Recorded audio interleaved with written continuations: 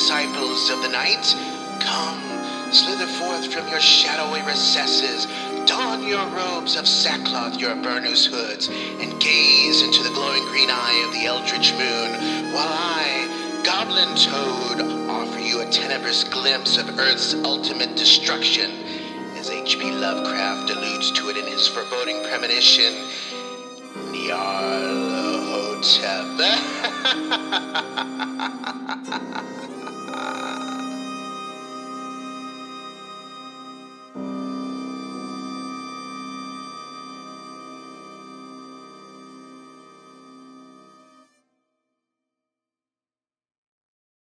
Nyarlahothep by H.P. Lovecraft.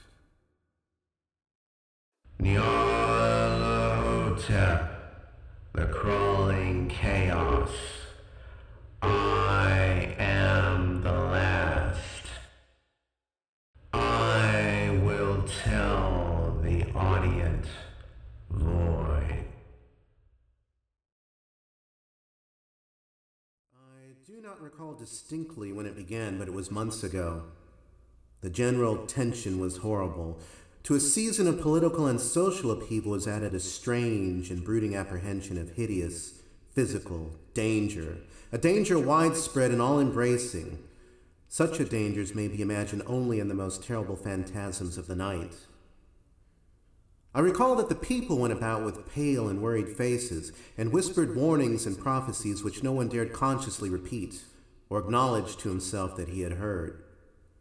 A sense of monstrous guilt was upon the land, and out of the abysses between the stars swept chill currents that made men shiver in dark and lonely places.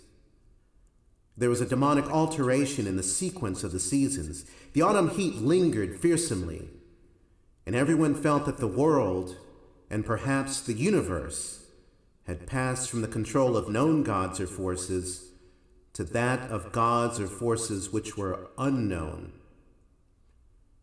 And then it was that Nyarlahothep came out of Egypt. Who he was, none could tell, but he was of the old native blood and looked like a pharaoh. The fellaheen knelt when they saw him, yet could not say why. He said he had risen up out of the blackness of 27 centuries, and that he had heard messages from places not on this planet. Into the lands of civilization came Nyarlahothep, swarthy, slender, and sinister, always buying strange instruments of glass and metal, and combining them into instruments yet stranger. He spoke much of the sciences, of electricity and psychology, and gave exhibitions of power which sent his spectators away speechless, yet which swelled his fame to exceeding magnitude. Men advised one another to see Nyarlahothep, and shuddered. And where Nyarlahothep went, rest vanished, for the small hours were rent with the screams of nightmare. Never before had the screams of nightmare been such a public problem. Now the wise men almost wished they could forbid sleep in the small hours, that the shrieks of the cities might less horribly disturb the pale, pitying moon as it glimmered on green waters gliding under bridges, and old steeples crumbling against a sickly sky. I remember when Nyarlahothep came to my city, the great, the old, the terrible city of unnumbered crimes. My friend had told me of him, and of the impelling fascination and allurement of his revelations, and I burned with eagerness to explore his uttermost mysteries. My friends said they were horrible and impressive beyond my most fevered imaginings, that what was thrown on a screen in the darkened room prophesied things none but Nyarlahothep dared prophesize, and in the sputter of his sparks there was taken from men that which had never been taken before, yet which showed only in the eyes. And I heard it hinted abroad that those who knew Nyarlahothep looked on sights which others saw not. It was in the hot autumn that I went through the night with the restless crowds to see Nyarlahothep, through the stifling night and up the endless stairs into the choking room. And shadowed on a screen, I saw hooded forms amidst ruins, and yellow, evil faces peering from behind fallen monuments. And I saw the world battling against blackness, against the waves of destruction from ultimate space, whirling, churning, struggling around the dimming, cooling sun. Then the sparks played amazingly around the heads of the spectators, and hair stood up on end, while shadows more grotesque than I can tell came out and squatted on the heads.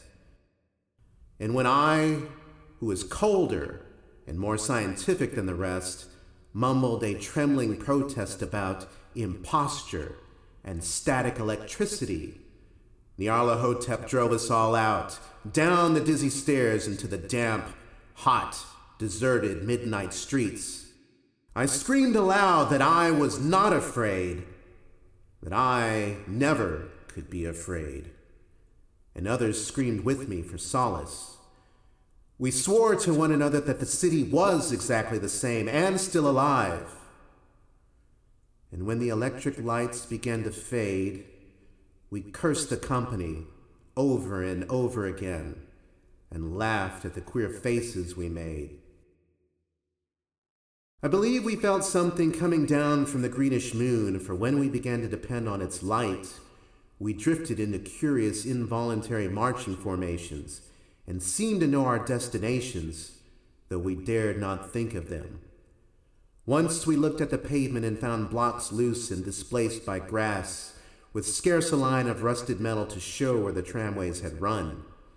And again we saw a tram car, lone, windowless, dilapidated, and almost on its side. When we gazed around the horizon, we could not find the third tower by the river, and noticed that the silhouette of the second tower was ragged at the top. Then we split up into narrow columns, each of which seemed drawn in a different direction. One disappeared in a narrow alley to the left, leaving only the echo of a shocking moan.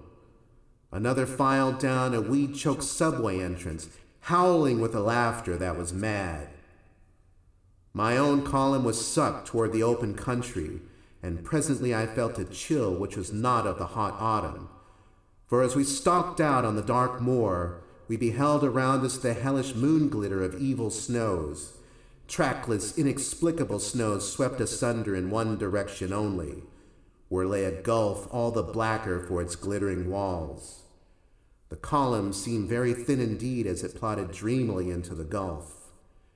I lingered behind, for the black rift in the green-litten snow was frightful, and I thought I had heard the reverberations of a disquieting wail as my companions vanished. But my power to linger was slight. As if beckoned by those who had gone before, I half floated between the titanic snowdrifts, quivering and afraid, into the sightless vortex of the unimaginable. Screamingly sentient, dumbly delirious, only the gods that were can tell.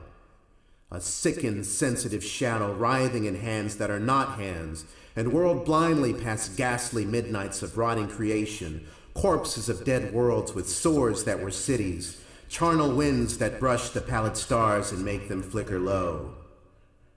Beyond the world, vague ghosts of monstrous things, half-seen columns of unsanctified temples that rest on nameless rocks beneath space, and reach up to dizzy vacua above the spheres of light and darkness.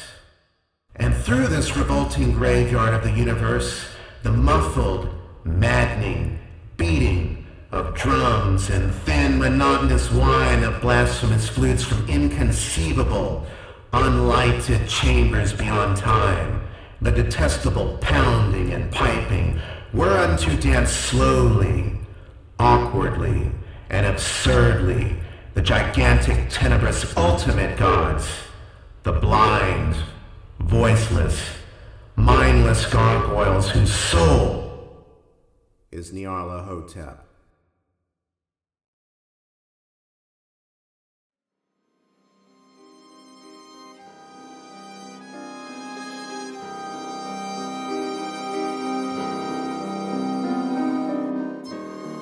Still there? Good. Then let us meet again when the moon glows green on the hill that overlooks the flames of our decimated cities, where we will look once more on sights that others see not.